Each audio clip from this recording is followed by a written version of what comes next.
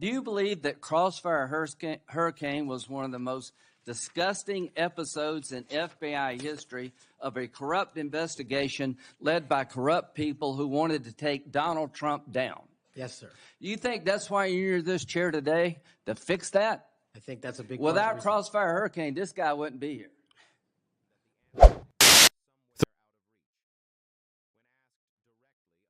Just 3 minutes earlier, Lindsey Graham had asked a question that instantly changed the temperature of the room. Anyone who understands how Washington really works knew, in that moment, this would not be another routine oversight exchange designed for cable news sound bites. This was not theater, not posturing, not a senator playing to his base or chasing a viral clip. This was a real question, the kind that corners its target into an impossible choice. Either lie under oath on live television or admit something that has been buried for years beneath layers of classification, talking points, and institutional denial. When Kash Patel went silent, completely silent, the room understood before the cameras did that something irreversible had just happened. That 10-second void, the absolute absence where an answer should have been, said more than 1,000 prepared statements ever could. It spoke to Crossfire Hurricane, to the FBI's targeting of Donald Trump, and to how deep the alleged cover-up runs. If you are new here, subscribe and turn on notifications, because what you are about to hear could dominate the news cycle within hours. You are hearing it first, unfiltered, and with a context that often disappears once the spin begins. Before we get to the moment itself, the scene matters. This was a Senate Judiciary Committee oversight hearing on FBI operations, a setting that typically produces procedural answers, carefully worded responses, and very little genuine accountability. But this time was different.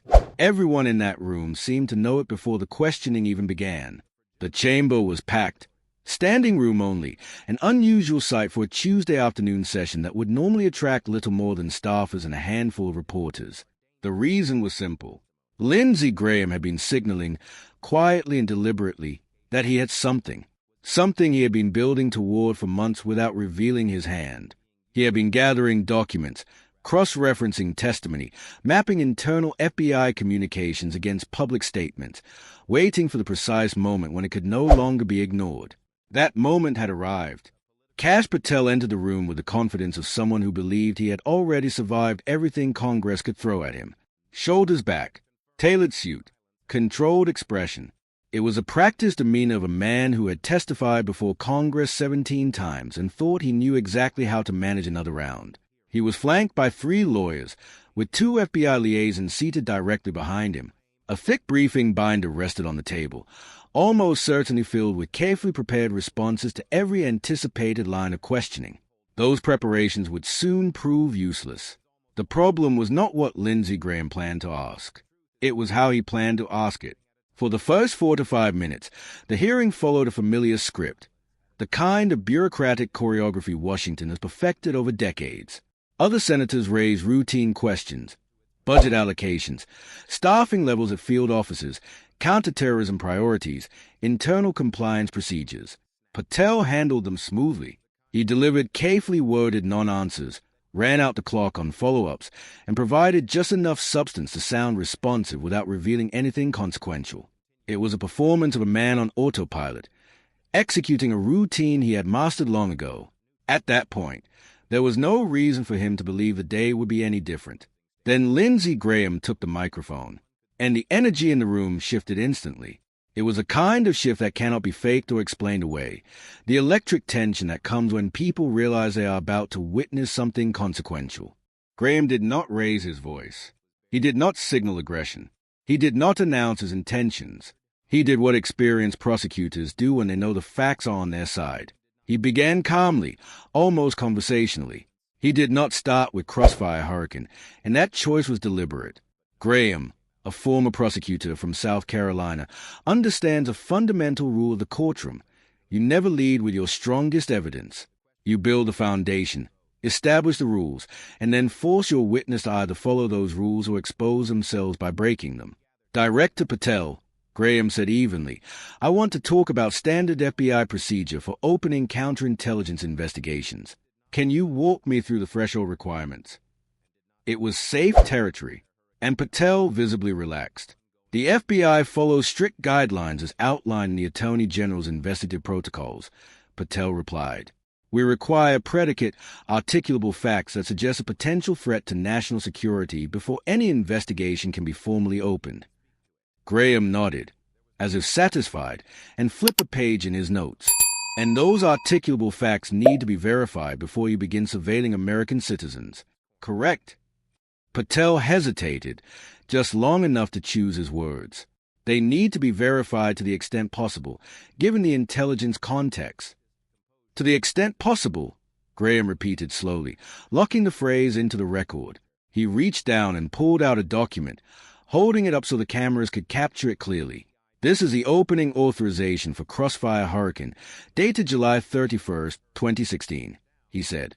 Can you tell me what verified, articulable facts justified opening a counterintelligence investigation into a presidential campaign?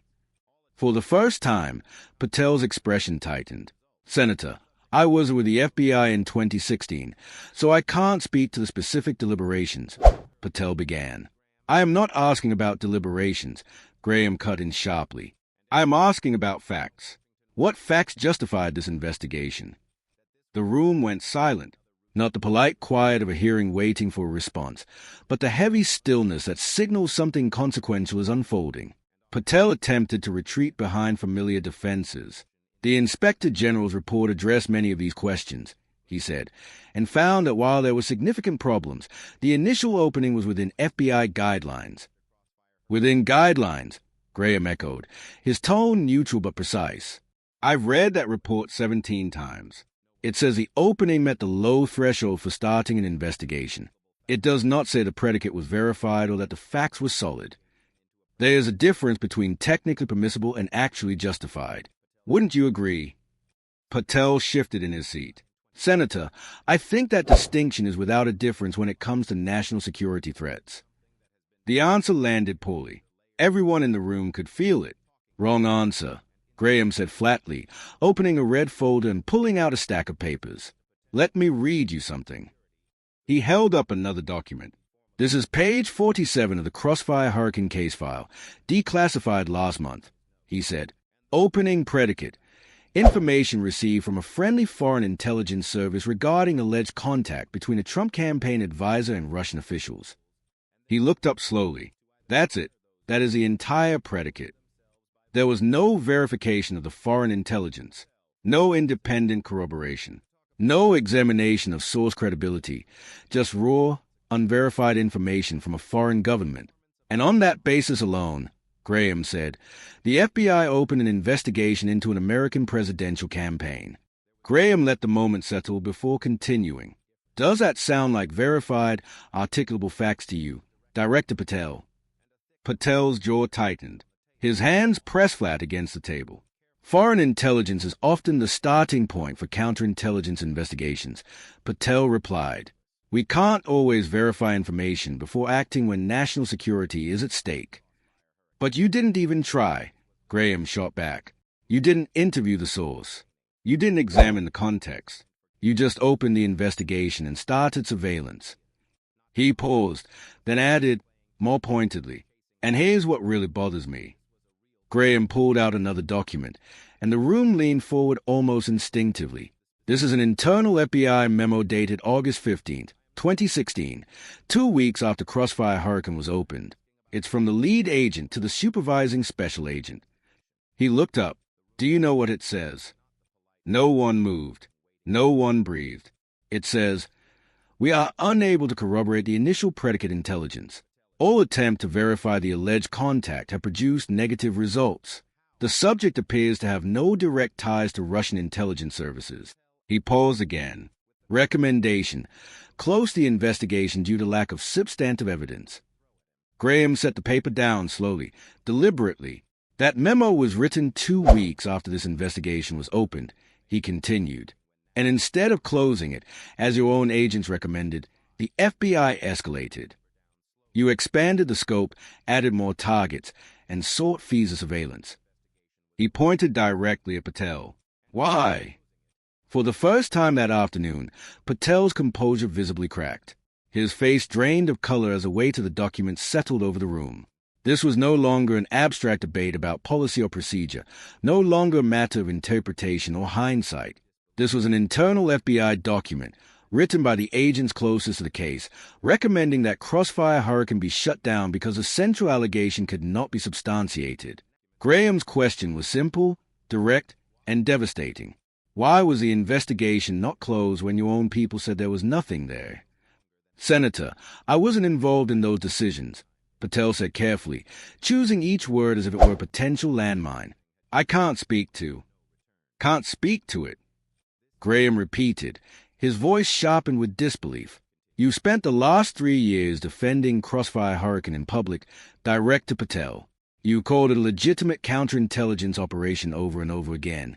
And now, when confronted with your own agency's internal documents, you suddenly can't speak to it. There was no anger in Graham's tone now, only something colder, more dangerous. The controlled intensity of a prosecutor who knows the witness is cornered.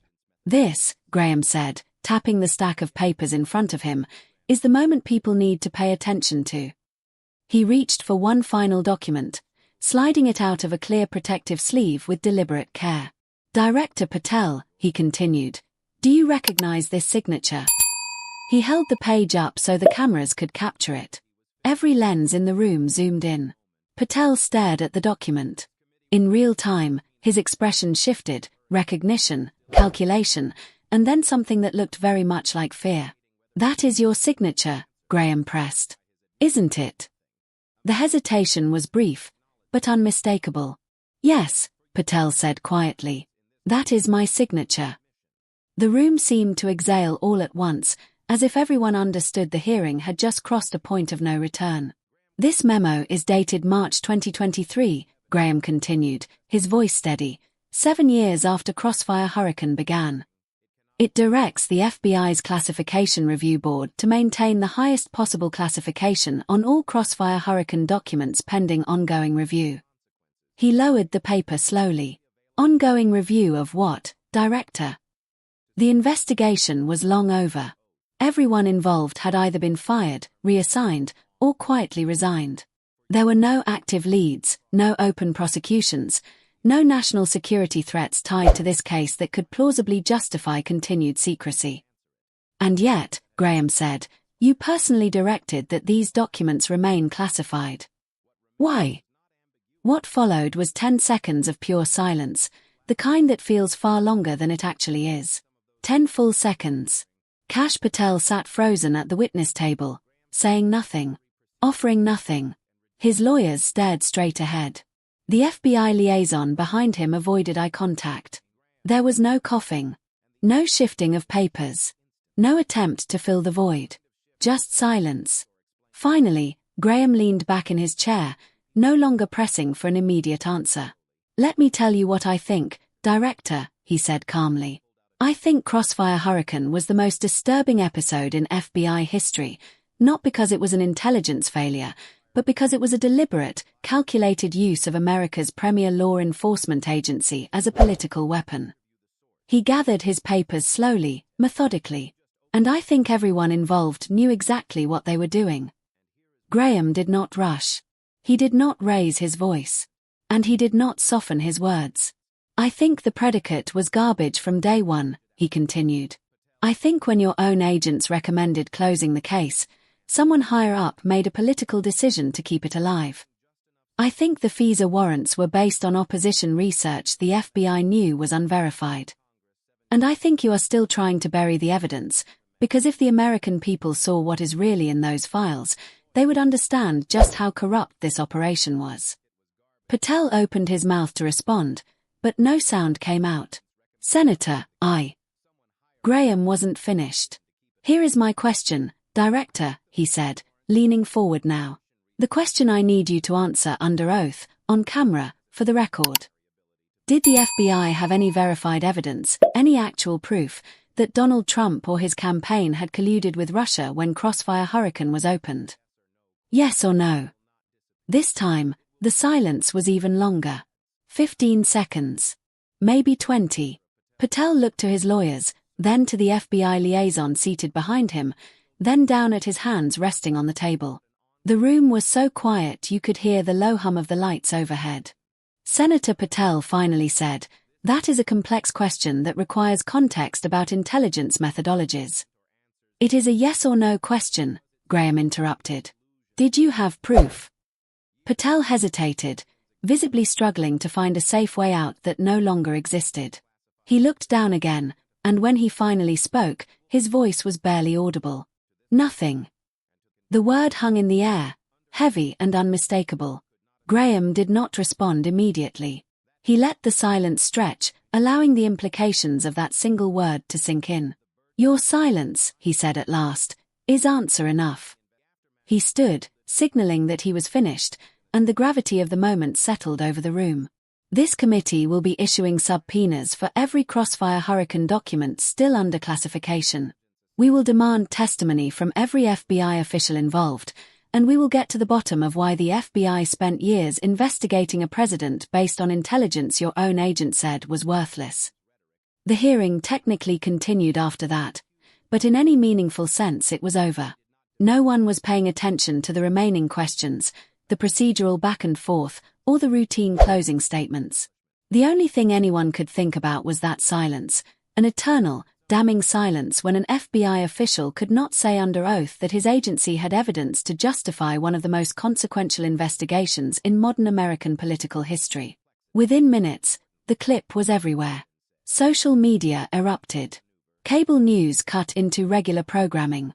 Legal analysts began debating whether Patel's refusal to answer, followed by his admission of nothing, amounted to an implicit acknowledgement of a cover-up.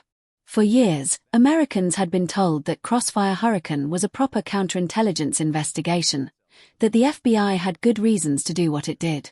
On this day, under oath, an FBI official could not defend the predicate, could not explain the continued secrecy, and could not say there had been evidence. That silence was not neutral.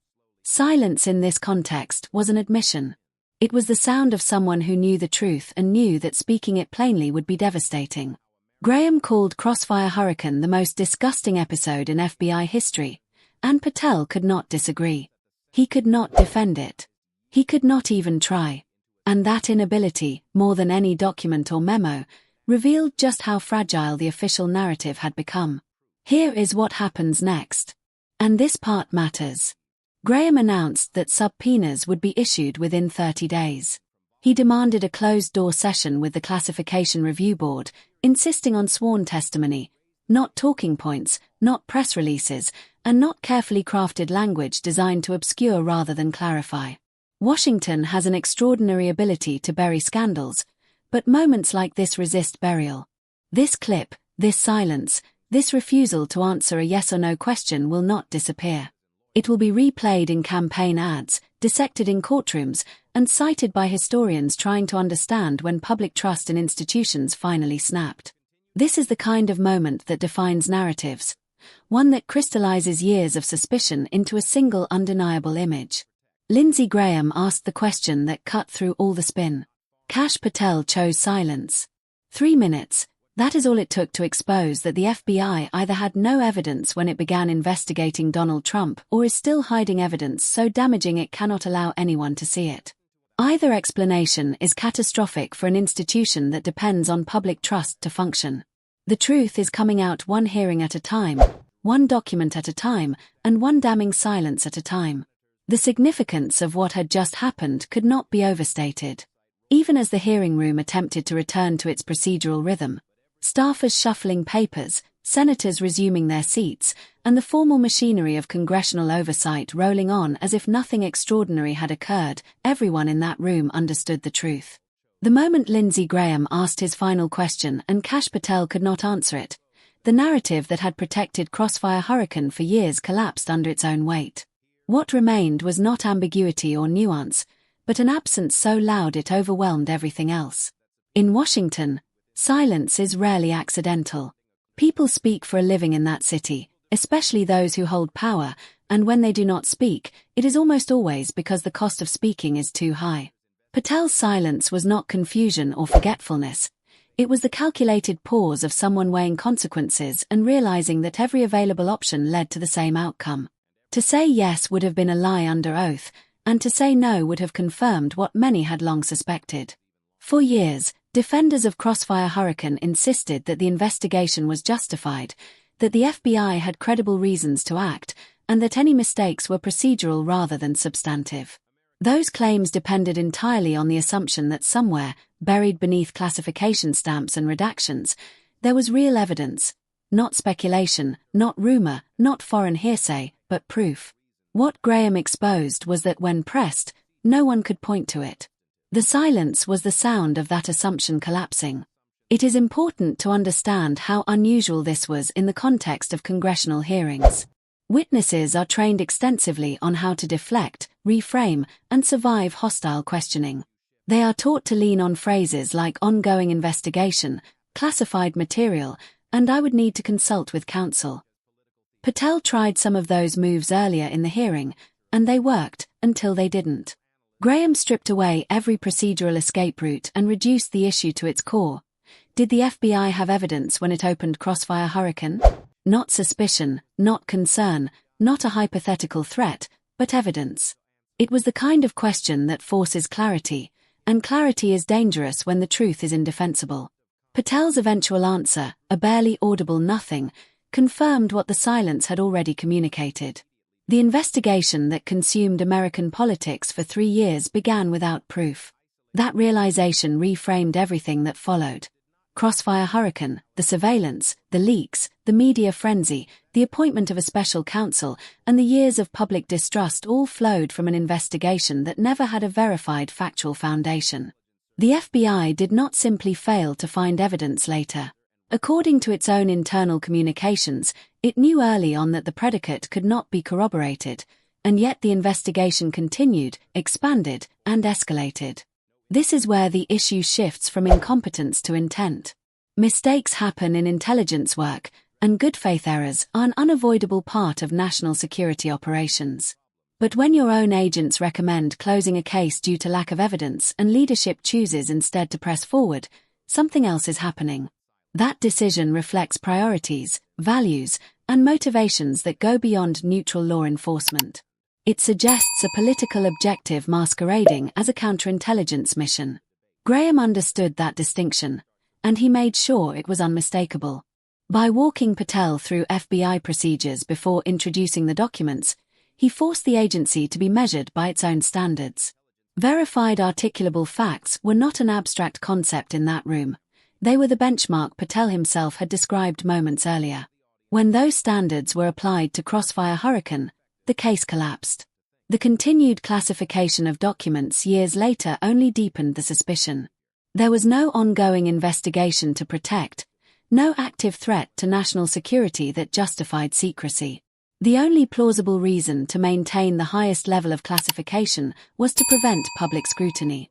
In this context, classification was not a tool for safety, but a shield against accountability. Graham's exposure of Patel's role in that decision was surgical and devastating. It revealed not just a past failure, but an ongoing effort to control the narrative. By keeping documents hidden, the FBI could continue to frame Crossfire Hurricane as a complicated but well-intentioned operation. Releasing those documents risked exposing the truth, that the investigation lacked evidence from the start and continued despite internal warnings. That truth would not merely embarrass individuals, it would undermine institutional credibility on a massive scale. The reaction outside the hearing room was immediate and predictable. Supporters of the FBI rushed to minimize the moment, arguing that intelligence work cannot be reduced to yes or no answers. Critics pointed out that Graham's question was not about methodology, but about facts. Did evidence exist or not? Patel's inability to answer spoke louder than any legal brief or press statement. Media coverage reflected the same divide. Some outlets framed the exchange as political theater, while others focused on the unprecedented nature of the silence.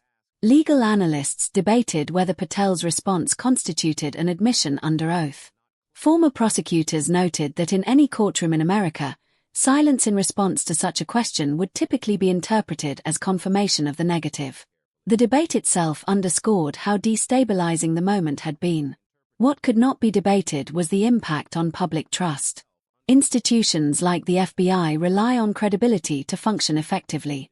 They ask for extraordinary powers, surveillance authority and secrecy, based on the promise that those powers will be exercised responsibly. When that promise is broken, or appears to be broken, the damage is profound. Graham's questioning struck at the heart of that trust. This was not about partisan loyalty or political preference. It was about whether the most powerful law enforcement agency in the country could justify its actions with facts. Patel's silence suggested that it could not. For many Americans, that realization confirmed long-held suspicions that the rules were applied unevenly. For others, it was a moment of disillusionment that forced a reassessment of institutional narratives they had previously accepted without question. Graham's decision to announce subpoenas immediately was no coincidence. He understood that momentum matters, and that allowing the moment to dissipate would benefit those who preferred obscurity. Subpoenas shift the burden from voluntary cooperation to compelled disclosure. They signal seriousness and intent, and they raise the stakes for everyone involved. The message was clear: this was not over. The demand for a closed-door session with the Classification Review Board was equally strategic. If classification decisions were being used to hide misconduct rather than protect security, that board would have to explain itself under oath. Those explanations would be difficult to reconcile with Patel's silence. Every layer of review increased the risk that contradictions would emerge, and contradictions are dangerous in sworn testimony. As the hearing concluded, one image dominated coverage. Not Graham's documents, not Patel's lawyers, and not even the dramatic language used in the exchange, but the image of an FBI official sitting in silence, unable to answer a fundamental question about evidence. That image would be replayed countless times, stripped of context by some and scrutinized deeply by others. Either way, it could not be erased. History often turns on moments that seem small at the time. A pause, a hesitation, a refusal to answer can carry more weight than hours of testimony. This was one of those moments. It crystallized years of controversy into a single undeniable fact. When asked directly, the FBI could not say it had proof. For Lindsey Graham, the objective had been achieved. He did not need Patel to confess or explain. The silence did the work for him. It exposed the fragility of the official story and shifted the burden of explanation back where it belonged. From that point forward, it would be the FBI explaining itself to the public, not critics defending their skepticism. The implications extended beyond Crossfire Hurricane. If this investigation could proceed without evidence, what did that say about oversight, safeguards, and accountability? What other decisions had been made under similar assumptions? The questions raised by Graham's exchange would not be easily answered, and they would not disappear. They would linger, shaping debates and perceptions for years to come. As the cameras shut off and the room slowly emptied, the gravity of the moment settled in. This was not just another contentious hearing. It was a turning point in how Americans understood one of the most consequential investigations in modern history. The silence at the center of it all would echo far beyond that room, ensuring that the story of Crossfire Hurricane was far from finished. The final phase of the hearing unfolded under the weight of what had already been said, and, more importantly, what had not been said. No procedural maneuver, no carefully phrased follow-up question, and no institutional defense could undo the moment when Kash Patel failed to articulate a justification for Crossfire Hurricane. That absence now hung over the room like a verdict already reached. Everyone present understood that the remaining testimony was irrelevant to the broader story that had just been written in real time. The record had been made, and it would not be erased. In Washington, narratives harden quickly once a defining moment occurs. Staffers immediately began clipping the exchange, isolating the question, the silence, and the single word that followed. The clip needed no editing or embellishment, it stood on its own, because silence from power is self-explanatory. For years, the defense of Crossfire Hurricane had relied on complexity. The argument was that the matter was too nuanced, too classified, and too deeply embedded in intelligence methodology for the public to fully understand. That defense collapsed when Graham reframed the issue into a binary question that cut through every layer of obfuscation. Did you have evidence, or did you not? When the answer did not come, complexity gave way to clarity. The refusal to answer did more than undermine the justification for one investigation. It cast doubt on the credibility of the entire institutional response that followed it. Every press conference, every leak, and every public assurance that the FBI had acted appropriately now had to be re-evaluated through the lens of that silence. If there was no verified evidence at the beginning, then everything that followed was built on sand. That realization fundamentally altered the moral and legal landscape of the debate. What made the moment so powerful was not Graham's rhetoric, but his restraint. He did not accuse Patel of criminal conduct, nor did he demand resignations on the spot. Instead, he allowed the facts, and the absence of facts, to speak for themselves. In doing so, he forced the audience to draw its own conclusions, which is often more persuasive than direct argument. The silence also revealed something deeper about institutional behavior. Organizations tend to protect themselves instinctively, especially when the stakes are existential. Admitting that Crossfire Hurricane lacked evidence would not merely tarnish reputations. It would call into question decision-making processes, oversight mechanisms, and the integrity of leadership across multiple administrations. In that context, silence becomes a survival mechanism. But survival through silence carries its own cost.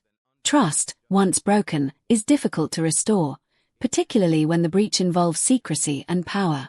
Americans had already grown skeptical of official explanations surrounding the Trump investigation. This moment did not create that skepticism, it validated it. The aftermath unfolded as one would expect in a city driven by perception and momentum. Defenders of the FBI scrambled to contextualize Patel's response, arguing that intelligence assessments cannot be reduced to courtroom standards of proof. Critics responded that the FBI itself had invoked those standards when justifying surveillance and investigative authority. The debate was no longer theoretical, it was anchored to a specific question and a specific non-answer. Graham's announcement of subpoenas ensured that the issue would not fade quietly into the background.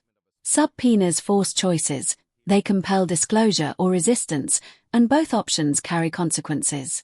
If documents are released, they risk confirming what Patel could not deny. If they are withheld, the act of withholding becomes part of the story itself.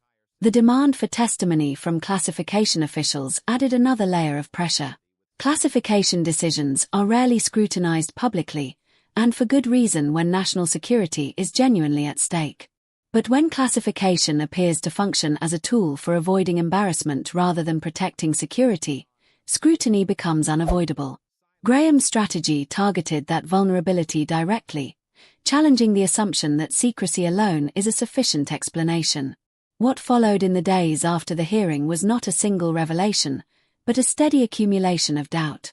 Every defense of Crossfire Hurricane now had to contend with the fact that, under oath, the FBI could not assert it had evidence at the outset. That fact became the reference point for every subsequent discussion, shifting the burden of proof entirely. Those defending the investigation now had to explain why silence was acceptable. This moment will endure because it crystallizes a broader institutional crisis. The power to investigate, surveil, and prosecute carries with it an obligation to act on verified facts. When that obligation is compromised, intentionally or otherwise, the legitimacy of the entire system comes into question. Graham's question exposed that vulnerability with surgical precision. Patel's silence confirmed it. Years from now, historians examining this period will not need to parse thousands of pages of classified material to identify the turning point. They will point to this exchange, to this question, and to the pause that followed. They will note how an investigation that shaped elections, presidencies, and public trust could not be defended in the simplest terms when challenged directly. They will recognize that this was the moment the narrative changed, not because of what was revealed, but because of what could no longer be denied. The truth rarely arrives all at once in Washington. It emerges incrementally through hearings, documents, and moments of unintended honesty. Sometimes, it emerges through silence. That silence, captured on camera and preserved in the public record, now stands as a testament to the fragility of institutional narratives when confronted with fundamental questions. And it ensures that Crossfire Hurricane will never again be discussed without acknowledging what happened in that hearing room. This is why the moment matters, not because it settles every argument or answers every question, but because it strips away the illusion that the answers exist somewhere out of reach. When asked directly under oath, the FBI could not say it had proof. Everything else flows from that fact.